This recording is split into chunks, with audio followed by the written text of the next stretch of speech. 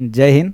आप सभी को नव वर्ष की हार्दिक शुभकामनाएं। हम ईश्वर से इच्छा करते हैं, कामना करते हैं कि आपकी सभी मनोकामना इस नव वर्ष में पूर्ण हो। आपकी जो भी लक्ष्य हैं, आप लक्ष्य को प्राप्त करें। बात नया साल आने या जाने की नहीं है। हमें इस बात की ज़्यादा खुशी नहीं होती कि नया साल आ गया।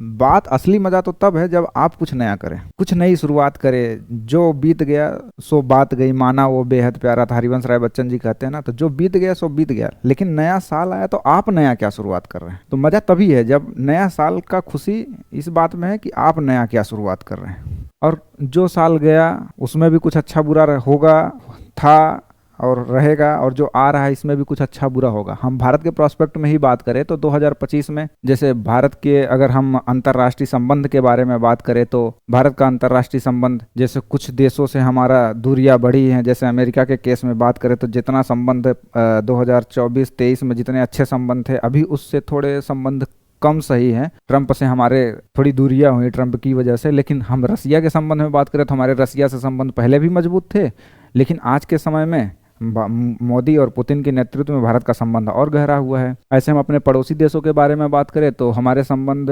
2024-23 में थोड़ा पड़ोसी देशों से बहुत ज़्यादा बुरी कंडीशन में पहुंच गए थे।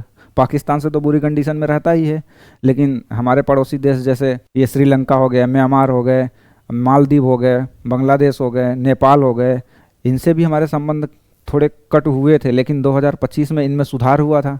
मालदीव से भी हमारे संबंध सही हुए। पाकिस्तान हमें नहीं लगता कि सुधरेगा, तो पाकिस्तान से संबंध सुधारना भी कोई ज़रूरी नहीं है। तो ये अच्छा कुछ हमारे भारत के बारे में बात करें तो 2025 की कुछ उपलब्धियां रही हैं। अब भारत के लिए कुछ दुखद भी रहे हैं, जैसे पहलगाम का अटैक, दिल्ली में बम ब्लास्ट। तो हाँ, कोई भी समय हमारे लिए ऐसा नहीं है कि मतलब बुरा ही रहेगा या अच्छा ही रहेगा। हर चीज़ के दो पहलू हैं, उसमें कुछ अच्छाइयाँ भी रहेंगी, कुछ बुराइयाँ भी रहेंगी। तो नए साल में कुछ नई शुरुआत करिए। कुछ उसके अच्छे परिणाम भी होंगे, कुछ बुरे परिणाम होंगे। क्यों डरना? अरे जिंदा रहने का प्रमाण ही है कि आपके बारे में चर्चा होती रहनी चाहिए। अब चर्चा अगर बुरे लोगों के लिए आप बुरे बन रहे हो तो इसका मतलब आप अच्छा कर रहे हो। अगर आप भले, मासूम और सज्जन लोगों के निगाह में आप बुरे बन रहे हो तो आप में कुछ तो कमियां हैं, तो आप सुधारने की कोशिश करिए। इसलिए जाने वाला समय, जो भी समय चला गया चला गया, लेकिन अब कुछ शुरुआत करिए।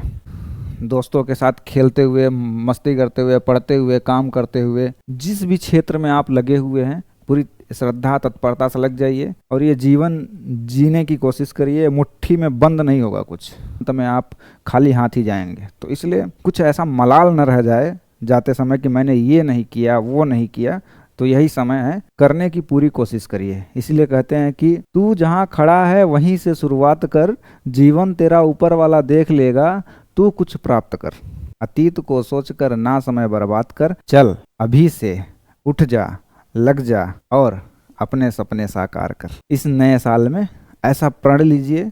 बच्चे हैं जो अपने लक्ष्य को फिक्स करिए, जो भी टारगेट है उसको हासिल करिए और जीवन को मस्त से जीजिए।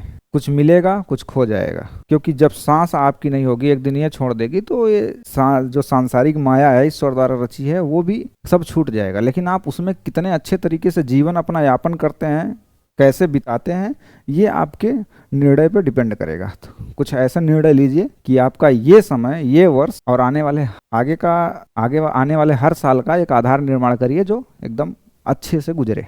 तो एक बार फिर से आपको नव वर्ष की हार्दिक शुभकामनाएं।